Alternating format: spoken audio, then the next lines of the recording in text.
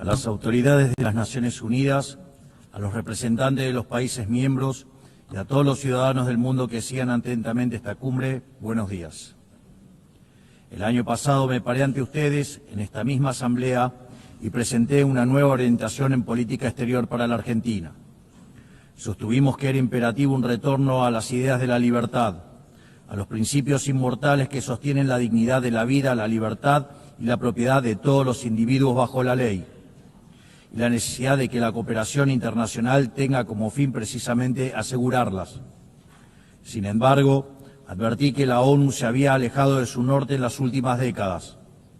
El exitoso modelo de Naciones Unidas que hablaba de la necesidad de paz sin victoria y que se fundaba en la cooperación de los Estados-nación, se vio reemplazado por un modelo de gobierno supranacional de burócratas internacionales que buscan imponerle a los ciudadanos del mundo un modo de vivir determinado.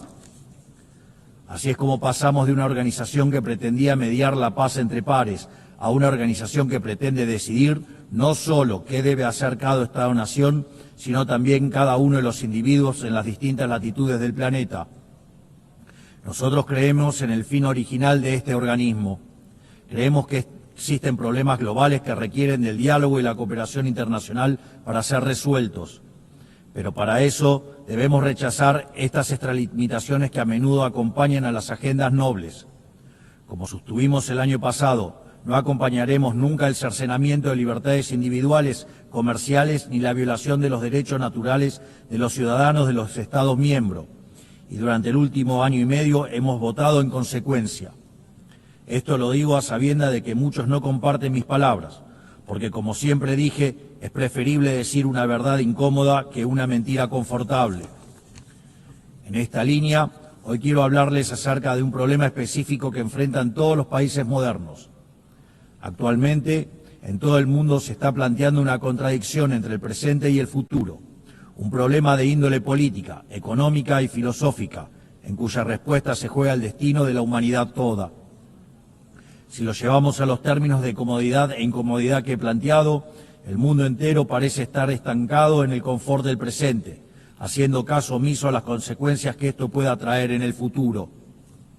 Como la incomodidad le resta voto y poder a quien lo asume, los dirigentes prefieren hacer todo lo que está a su alcance para mantener el statu quo heredado, aunque sea a costa de las consecuencias futuras. Incendian el futuro para mantener caliente el presente. Así, los estados contemporáneos han entrado en una dinámica muy compleja de revertir, en la que los incentivos tanto de la población como de los políticos apuntan a privilegiar el repartir la riqueza de hoy por sobregenerar la riqueza de mañana. En todo momento, los tomadores de decisiones tienen frente a sí la decisión de o bien preservar el legado que les fue encomendado o bien destruirlo. Este legado puede ser riqueza acumulada, capacidad productiva, leyes o cualquier cosa que haga el bien común. Por lo general, si incineran su legado, si optan por la comodidad, tendrán grandes beneficios presentes, pero sufriendo costos futuros aún mayores. Si yo dispongo de un ahorro hoy, lo pierdo para mañana. Si lo mantienen por el otro lado, preservan el crecimiento y la prosperidad, tanto de sí mismos como de las generaciones futuras. Es decir, es necesario encontrar un equilibrio para que el pan de hoy no signifique hambre para mañana y así poder garantizar un incremento sostenido del bienestar, algo que los economistas llamamos crecimiento económico. Dicho crecimiento a veces se podrá sentir lento y a veces podrá verse frenado momentáneamente porque el progreso nunca es lineal, pero es precisamente con su consistencia a largo plazo lo que ha revolucionado sistemáticamente el mundo y ha sacado a miles de millones de la pobreza. La diferencia entre crecer 0 y crecer 2% a largo plazo es la diferencia entre el estancamiento y la prosperidad. Los argentinos sabemos mucho del tema, siendo el único país de la región que no creció en los últimos 15 años. En el plano legal, la condición del crecimiento es la sacralidad de la propiedad y del libre mercado, que no es otra cosa que la libre cooperación entre pares, porque sin derecho de propiedad no hay ahorro, sin ahorro ni capacidad de intercambiarlo libremente no hay inversión, y sin inversión no hay crecimiento posible. Pero no está en el interés individual del político respetar estos principios. porque es precisamente en el agrandamiento del Estado a costa de las libertades de ciudadanos donde el político gana poder. Es así que para el político siempre será redituable sacrificar el futuro en el altar del presente, porque consumir el capital acumulado genera bienestar momentáneo y ese bienestar momentáneo genera votos. Pero a cambio está sacrificando un futuro de mayor crecimiento, haciendo que la riqueza acumulada sea cada vez menor en el tiempo. La mayor manifestación de ello es aquellos países que muestran una orgía de aumento del gasto público, ya que el Estado no crea riqueza, sino que la roba, sino que la destruye. En este esquema, el político gana poder por vía doble, se legitima democráticamente y obtiene más recursos para gastar. Es decir, el político tiene un doble incentivo para fomentar esta traición intergeneracional, porque aunque en el futuro todos pierden, en el presente él más que nadie gana. Y en este sentido, si un hombre grande es aquel que siembra árboles cuya sombra sabe que nunca disfrutará, aquel que tala los árboles que otros sembraron para así construir su silla de poder, es un hombre miserable, en definitiva, es un hombre despreciable. Este es el gran mal y la gran trampa a la que casi todas las naciones están de a poco sucumbiendo, porque cuando este proceso se lleva adelante, el crecimiento se estanca, y cuando el crecimiento se estanca, la demanda de redistribución se recrudece. Entonces el político populista grita con más fuerza, apelando a la envidia y al resentimiento. El final de este proceso es ver jóvenes desamparados, sofocados por el peso de un Estado que saben que solo está allí para explotarlos.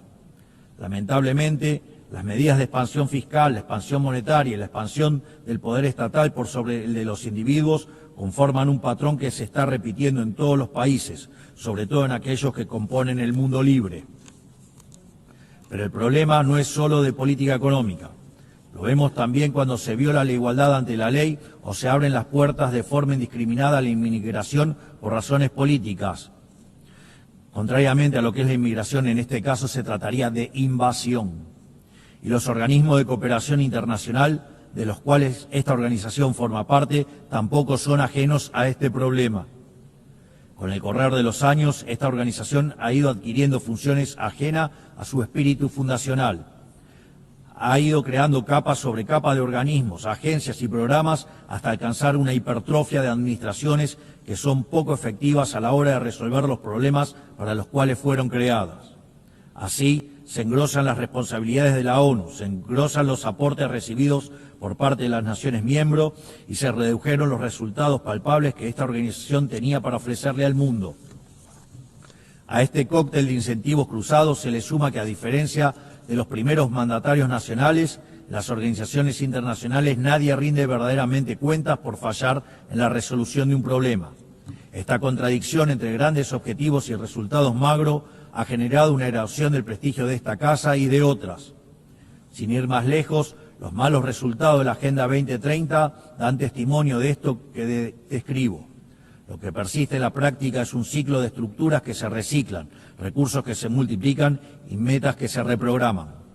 Por esta razón, la Argentina decidió en su momento apartarse de este proceso, porque veíamos en esta agenda un malgasto de recursos escasos, con fines que no compartíamos y con el efecto de distraer la atención de las dificultades reales de un mundo encaminado al estancamiento.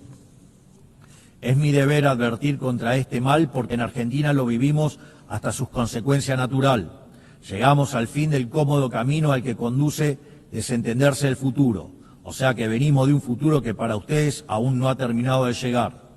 Y quiero decirles que están a tiempo de evitarlo, porque ninguna sociedad puede sobrevivir si incendia el futuro para calentar el presente. En mi país hemos aprendido por las malas una lección muy valiosa. Durante décadas se hipotecaron flujos futuros en función de repartir stock en el presente.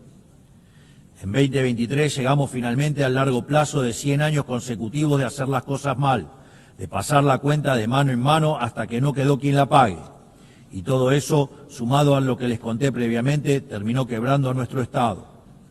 Producto de esa implosión, durante el último año y medio tuvimos la gigante tarea de administrar la escasez extrema.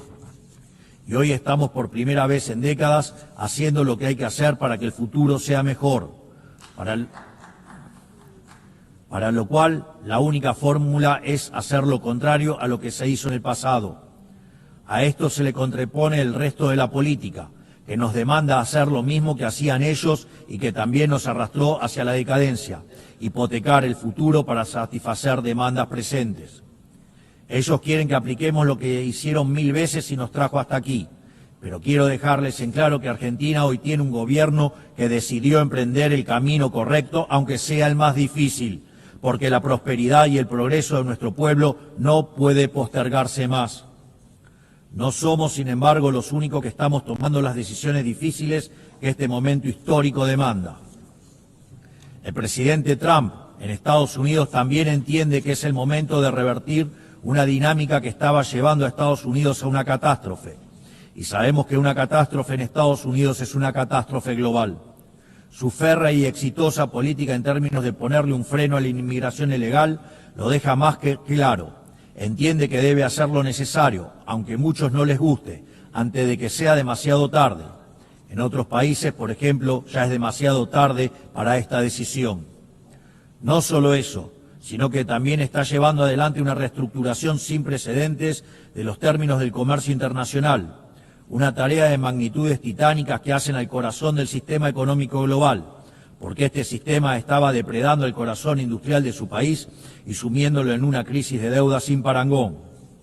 Más aún, está llevando adelante una limpieza de la captura institucional del Estado americano, porque en el mismo se habían infiltrado facciones de izquierda que atentaban contra cualquier programa de reforma por más necesario que fuera. Este tipo de desafíos que tanto el presidente Trump como yo estamos abordando tienen un denominador común que todos los países del mundo e incluso las organizaciones supranacionales deben enfrentar. Deben encontrar la manera de recuperar un interés por el futuro y no sucumbir a la tentación de solo atender el presente. Esto es algo que las grandes naciones de Occidente durante mucho tiempo practicaron y necesitamos recuperar. Hace falta volver a las bases. Debemos recuperar una noción de lo prioritario, acompañado por recuperar una noción de hacer lo difícil y correcto por sobre lo fácil y cómodo.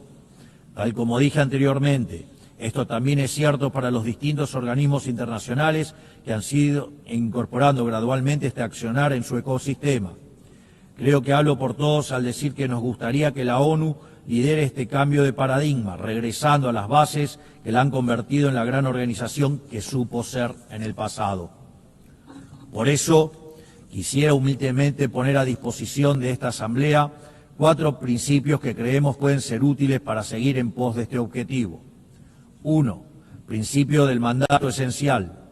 La misión central de la ONU es preservar la paz y la seguridad internacional. Todo lo demás debe concebirse como complementario a ese fin. La gestión estratégica de los recursos de esta institución requiere, por lo tanto, apegarse a esas prioridades, no a otras. 2. Principio de subsidiariedad internacional. La ONU debería intervenir sobre un tema únicamente cuando sea evidente que el problema excede de manera demostrable las capacidades de acción nacional. En todos los demás casos corresponde devolver la iniciativa a los Estados, que son quienes poseen legitimidad democrática y responden ante sus pueblos. 3. Principio de eficiencia institucional. Así como la Argentina ha iniciado un proceso de optimización del Estado, eliminando estructuras redundantes y devolviendo recursos a los contribuyentes, entendemos que la ONU necesita un camino similar. Ello implica la realización de auditorías confiables, el cierre de programas ineficaces, la consolidación de agencias únicas y un financiamiento condicionado a resultados verificables. 4. Principio de simplificación y racionalización normativa. La paz no es solo ausencia de conflicto, requiere sociedades prósperas. La cooperación internacional no debe transformarse en un obstáculo para el crecimiento económico y la generación de oportunidades. Por ello, solo debemos apoyar iniciativas que no restrinjan la capacidad de los Estados de liberar sus fuerzas productivas, atraer inversión y fomentar el comercio, que son el camino más exitoso para reducir la pobreza. Creemos que estos 4 principios serían grandes valores para reencauzar esta organización, para que así pueda perdurar y traer resultados palpables en el tiempo. Para finalizar, quiero recordar 4 cuestiones sensibles y de vital importancia para la República Argentina. En primer lugar, quiero reiterar nuestro reclamo legítimo e irrenunciable sobre la soberanía de las Islas Malvinas, Georgias del Sur, Sandwich del Sur y los espacios marítimos circundantes que permanecen ocupados ilegalmente. A pesar de los 80 años que pasaron desde la creación de esta organización, situaciones coloniales como esta siguen sin ser resueltas.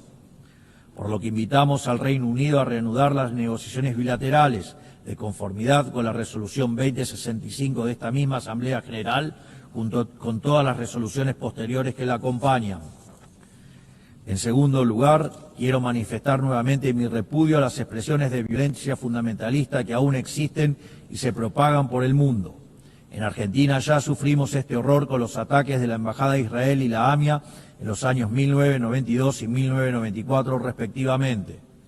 Por eso instamos a la comunidad internacional a fortalecer la cooperación jurídica para garantizar que las circulares rojas de Interpol sean respetadas y que los responsables de dichas atrocidades puedan comparecer ante la justicia, ayudándonos a terminar de cicatrizar esta dolorosa herida en la historia de nuestro país. Tercero, estamos asistiendo a una escalada inadmisible en la violencia política por parte de la izquierda a nivel global, violencia que en Argentina conocemos muy bien. Es inadmisible recurrir a la fuerza allí donde las razones fallan.